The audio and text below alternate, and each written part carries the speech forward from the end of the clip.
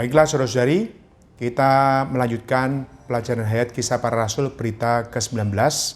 Kali ini topiknya adalah penunjukan 7 diaken dan pertumbuhan firman Allah. Saya bacakan ayatnya terlebih dahulu, kisah para rasul pasal 6 ayat 3 dan 4. Karena itu saudara-saudara, pilihlah 7 orang dari antaramu yang terkenal baik dan yang penuh roh dan hikmat, supaya kami mengangkat mereka untuk tugas itu. Dan supaya kami sendiri dapat memusatkan pikiran dalam doa dan pelayanan firman.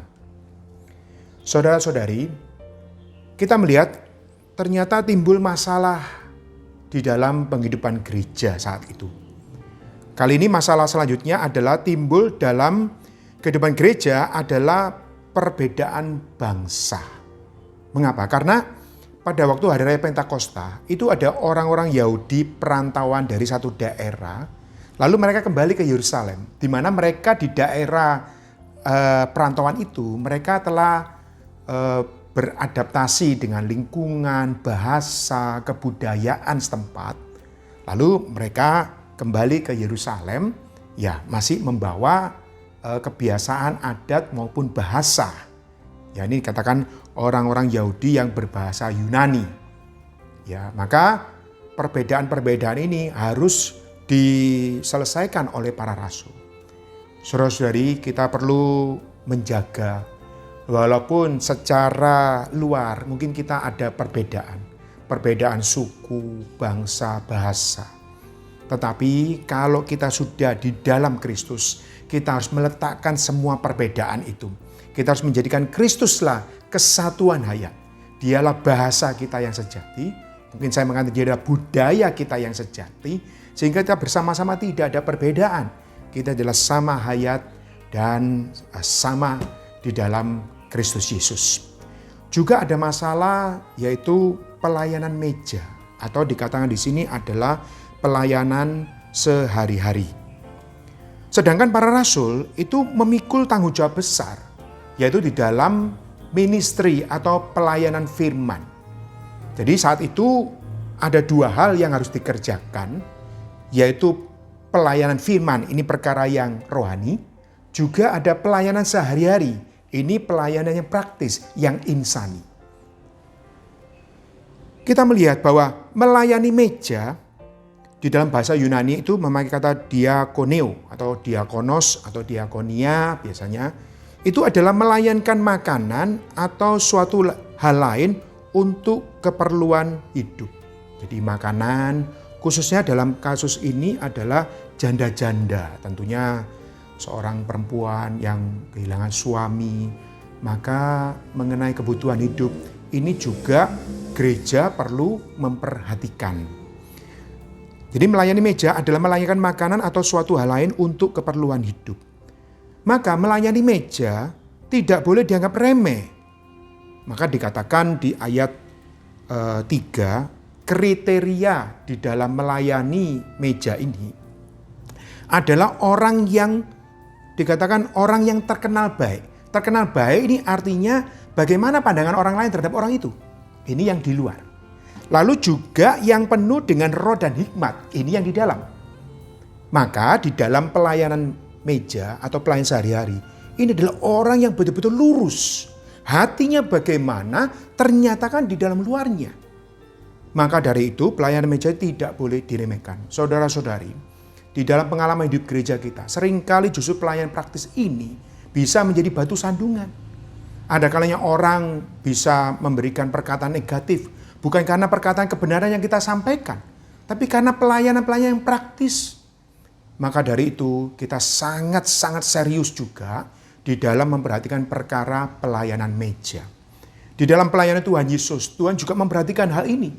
Tuhan memperhatikan di dalam ministry firman untuk menyampaikan firman yang hidup pada orang, tapi Tuhan juga menunjukkan kebajikan insani yang manis. Sehingga Alkitab mencatat Tuhan juga disukai semua orang. Kata disukai itu baik perkataan Tuhan yang penuh hikmat maupun juga sikap Tuhan. Pelayanan yang praktis itu juga menimbulkan satu apresiasi yang baik bagi semua orang. Saudara-saudari, kita perlu memperhatikan perkara ini. Para rasul memusatkan pikiran dalam doa untuk ministry firman. Jadi doa ini penting. Doa adalah untuk mengantar kita supaya firman yang kita sampaikan memiliki impact yang kuat. Sehingga Tuhan mendapatkan ruang untuk bekerja kepada orang yang kita sampaikan firman itu. Jadi ministry doa ini, memusatkan pikiran dalam doa untuk ministry firman, ini adalah bagi penyebaran Injil Kerajaan Allah. Ini adalah perkara yang utama. Tapi saya bisa menambahkan, perkara pelayanan sehari-hari juga tidak boleh diremehkan. Maka suatu teladan bagi kita, ya, di mana para rasul ini bisa membagikan tanggung jawab kepada semua orang kudus. Kita harus melihat bahwa kita ini hanyalah anggota tubuh yang memerlukan kerjasama dengan anggota tubuh yang lain. Para rasul tidak karena mereka punya karunia Roh Kudus, punya kuasa memberitakan firman, lalu menjadikan mereka anggota tubuh yang raksasa atau raksasa rohani. Tidak. Serohani-rohaninya, sehebat apapun, para rasul hanyalah salah satu anggota tubuh. Sama seperti Anda dan saya.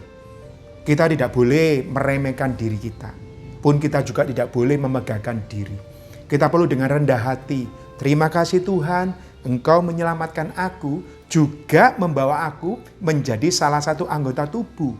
Untuk boleh menerima satu beban, satu fungsi untuk melayani. Mau melayankan firman atau melayankan di dalam pelayanan-pelayanan yang praktis. Ya. Maka saya melanjutkan di ayat 5 dan sampai ayat 7. Usul itu diterima baik oleh seluruh jemaat. Lalu mereka memilih Stefanus, seorang yang penuh iman dan Roh Kudus, dan Filipus, Prokorus, Nikanor, Timon, Parmenas, dan Nikolaus, seorang penganut agama Yahudi dari Antioquia. Mereka itu dihadapkan kepada rasul-rasul, lalu rasul-rasul itu pun berdoa dan meletakkan tangan di atas mereka. Ayat 7, firman Allah makin tersebar dan jumlah murid di Yerusalem makin bertambah banyak, juga sejumlah besar imam menyerahkan diri dan percaya. Saudara-saudari, di dalam pemilihan para diaken atau yang melayani meja atau keperluan sehari-hari, bukanlah melalui cara organisasi, melainkan secara organik, membiarkan Roh Kudus yang memilih mereka. Bukan dengan cara organisasi seperti dengan cara suara terbanyak, tidak tercatat di dalam Alkitab seperti demikian. Tapi mereka memilih orang yang tepat dengan urusan yang tepat sehingga gereja juga bisa menjadi satu kesaksian. Para rasul menumpangkan tangan, ini menunjukkan kesatuan dan penyaluran hayat. Artinya mereka melayani meja, itu seperti rasul juga melayani. Jadi tidak ada perbedaan, sama. Kenapa? Ada satu penumpangan tangan. Jadi ada satu kesatuan dan ada satu penyaluran hayat. Kita juga melihat di antara ketujuh orang itu ada dua saudara yang berkarunia khusus. Stefanus seorang guru yang hebat dan Filipus seorang penginjil besar. Tapi kita lihat, namun mereka mau dan rela melayani meja. Tidak karena saya memiliki Roh Kudus, saya harusnya memiliki pekerjaan yang lebih hebat. Tidak. Mereka tetap dengan rendah hati melayani hal-hal yang praktis. Ini menjadi teladan bagi kita, saudara-saudari. Artinya, selama pelayanan kita itu adalah untuk memuliakan Tuhan, apapun yang dikerjakan, itu mengandung nilai-nilai rohani yang luhur. Kita perlu serius, kita perlu dengan penuh roh dan hikmat untuk melakukan fungsi seperti demikian. Di antara 7 diaken yang ditunjuk, tidak ada pemimpin di antara mereka. Ini berarti pelayanan meja bukan untuk jabatan atau kedudukan, tetapi fungsi untuk memperhatikan anggota tubuh satu sama lain. Saudara-saudari, gereja memerlukan pengaturan hayat agar seluruh anggota tubuh dapat berfungsi. Maka dalam hidup gereja kita perlu memerlukan persekutuan satu sama lain. Supaya apa? Ada satu pengaturan hayat sehingga anggota tubuh ini bisa berfungsi. Untuk apa? Untuk supaya kehidupan gereja itu menjadi kehidupan yang normal, yang memuliakan Tuhan. Di ayat 7, dengan demikian firman Allah dapat makin bertumbuh meluas menjadi kepercayaan iman bagi semua orang.